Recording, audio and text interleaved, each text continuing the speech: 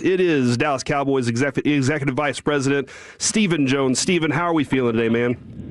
Oh, we're just grinding through it. Obviously, a tough one against the Chargers, but we got to get right to work. We got the Commanders coming up here Thursday on a short week. Yeah, Stephen, yesterday Jerry he said, we were just kind of discussing this. He was asked if the organization underachieved. And he pretty much said, yes, there are a lot of different areas. What area do you think the organization underachieved the most? Well, I think the biggest thing is, we've set out a goal every year to win our division and, get in the playoffs. And that's where we underachieved. We really felt like, we had a team, had players, especially down the home stretch that we could get the job done. And, we came up short. And obviously, this year our offense had their moments where, we've really looked good, for the most part, but, hadn't been consistent, didn't protect the ball as well as we would have liked. If you look at it as a whole up and through, 15 games, I'd have to say that's where that is. Obviously, the big disappointment's been our defense. And, we just hadn't been able to, get an identity and, do the things that we need to do to win football games, and consequently put a lot of pressure on the offense. But and then on special teams, I'd say we're adequate at best. We hadn't been able to get turf loose, so just as a whole, we hadn't made the plays and done the things we need to do. To win the games it takes to win a division and get in the playoffs. When we've been discussing Eberflus and where things stand with him, I'm always curious, how do you weigh continuity versus talent and coaching as this thing goes along? Does continuity carry a lot of weight for you? I think it's a full body of work. You measure everything, and certainly that's what we'll do at the end of the year. We'll take a look at at everything. Whether it's personnel, whether it's the coaching, whether it's continuity and what that would play going forward. Obviously, with 3 changes in 3 years and not having the type of results we've wanted the last couple of years, we've just got to take the full body of work in. We'll certainly do that when this season's over. Also, this is kind of a philosophy thing. Sometimes hires are made for established success in the past, and then sometimes fresh ideas are necessary.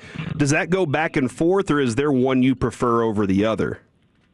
Yeah, I think, it's everything. I go back, I'm overusing the term full body of work, but you've got to look at everything. I think, one of the more important things for us, too, in this age of, when you get players and you pay players, you have those players, you also got to customize the defense to your most talented guys. Certainly, we've put a lot of resources into our defensive line. We've got a young up-and-coming player in Easy that, we really think, has a chance, has a bright future. Obviously, we love Overshown. It's unfortunate there. He had a concussion playing hard and competing, and, going to be probably hard for him to play on a short week, hard for him to get through the protocol. But, that plays a big role, too. It's just making sure that, we're running the scheme that complements our players' skill sets the best, because there's no question we have some pieces in place, but we also have to utilize, those guys to the best of their skills, and got to come up with the right system that fits what they do best. Stephen, how do you think Trayvon Diggs looked in his return to the lineup? And you mentioned in the process of him ramping back up, you needed to see the right things in practice and whatnot. What did you think that you saw last week that led to him getting activated again? Well, the biggest thing is he gave himself a chance with, making sure, that he was, in all the meetings, in all the practices, making everything 100% attendance. A lot of it had been, with his injuries and stuff, he wasn't able to make some practices. And, that happens during the course of the season. He's not the only one who's had that happen, but we really think he plays his best when he's, certainly able to practice day in and day out, and he was able to do that. And, he hadn't played football, in 7-8 weeks. So, certainly you're going to have to knock the rust off when you come back, but hopefully he'll have another great short week here, and we'll only get better. Did the Deron Bland injury play any factor in activating him, or did you just see enough and decide it was time to pull the trigger? I think it was time. He deserved the right to get out there and play, and he's obviously a talented guy who's had some great years in the NFL, and I think he did everything the right way last week, and met the standard that Coach Schottenheimer and the defensive staff expect, and I think he deserved to be up, and certainly, obviously, not having Bland and Carson played. That was not helpful either in terms of not having those guys out there. But I think he deserved to come up and play, and I think he'll have another good week of practice, and hopefully he'll knock a little rust off and continue to improve. A lot of discussion right now, Stephen, about Tyler Smith playing left tackle out there, and I'm just kind of curious because there's some back and forth on, hey, should we go ahead and move him out to left tackle in that discussion? Is that even a thought for you guys, or is that just a, hey, we had to do something to protect Dak this week? Well, we had to protect Dak. Obviously, we were going against one of the top defenses in the league, and they get great pressure. And, Nate Thomas is a young guy who, has a bright future for us. And certainly we'll, probably get Tyler Guyton back. If not this year, he'll be ready to go next year. And he was really coming on strong. So, what we'll do is, as we always do in the offensive line, is to put the best five players out there. Certainly Tyler Smith stepped up in a big way. He never blinked, and I thought did a hell of a job out there at left tackle against the Chargers. But as far as going forward and for his career, you see him as a all-pro left guard? We just that'll be something we evaluate. It'll be, as into every year you look at what's going to make you the very best football team. Right, obviously he's an all-pro left guard that certainly we wanted to keep around and paid him to be the best in the business. And certainly he's showing what else makes you very valuable on a football team is his versatility. And obviously played left tackle in college. He's played left tackle before. And it's great to have a guy like that who's got that kind of versatility. Stephen Jones joining us here on 105.3 The Fan. I do want to go back to Matt Eberflus just a little bit because he did move up to the coach's box for this game and called plays from there. What difference do you see when a coach starts calling plays from the aerial view as opposed to the sideline? Do you notice any difference? Is it just a personal preference thing to you?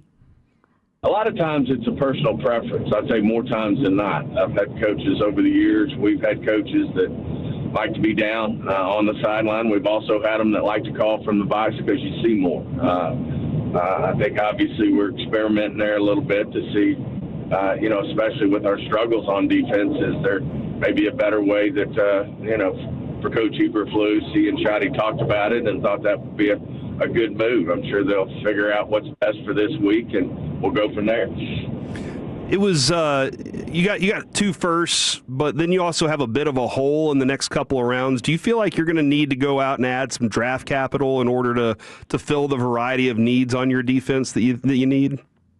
We'll just see how the draft falls. That's obviously, as we do our work and we start to work on our board and see where we think, some of the better parts of the draft are to be, then you can certainly do some maneuvering around. If you want to move down in the first, obviously your most values are those first-round picks, and you can end up with a later first and a second and a third, or a later first and a second and fourth. I mean, there's a lot of ways to maneuver, and certainly as we start to strategize and get our board up and see what we think, we really need to do as we move forward, we'll certainly challenge ourselves to do everything we can to get our picks in the best spot, to get the best players we can to make us better. And, Stephen, I know we talked a little bit about Easy a little bit, but it was evident yesterday that the pass rush was a struggle. Do you feel like you're in a better position having added Quinn in and those tackles in the middle? Do you feel like you're in a better position to add a pass rusher in the offseason? Sure. I think, obviously that's something we'll look at. We'll look at the whole thing there in terms of, how we're going about getting pressure. There's lots of ways to get pressure. Look around the league, and there, some people do it with like the team we played the week before, Minnesota. Flores goes about it in a different way. We'll certainly see what complements our defense and the players we have and the players we think we might could add to make us better going forward. We'll take a long, hard look at that. Stephen, Jerry was asked after the game yesterday about the 30-year Super Bowl drought, and he said, "I'll admit that the Cowboys management has played a big role." And he said, "I'm very disappointed in the way we're structured, and my role puts us here tonight. I'm tremendously disappointed." What's your point of view on management's role and the structure of this team? I think everybody gets, plays the role in the results, and whether that's ownership, whether that's management, everybody has a hand in it, and we certainly